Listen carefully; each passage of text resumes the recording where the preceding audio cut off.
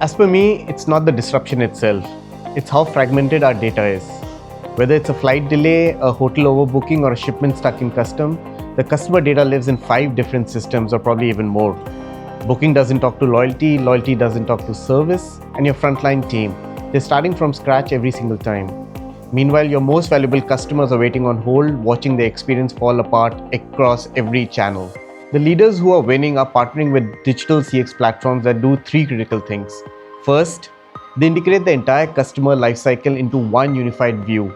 Whether it's a guest journey, a shipment timeline, or a traveler itinerary, every touch point has a full context. Second, they build predictive analytics engines that don't just react to problems, they anticipate problems, proactively notifying customers about delays, auto rebooking, and personalized options, or rerouting shipments before impact cascade.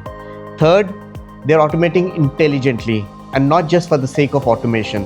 At TP, for example, we focus on AI-powered orchestration, building contextual handoffs and intelligent routing based on customer value, issue complexity, and channel preference. Customer loyalty isn't earned through points anymore. It's earned by making complexity invisible to your customers, especially when things go wrong.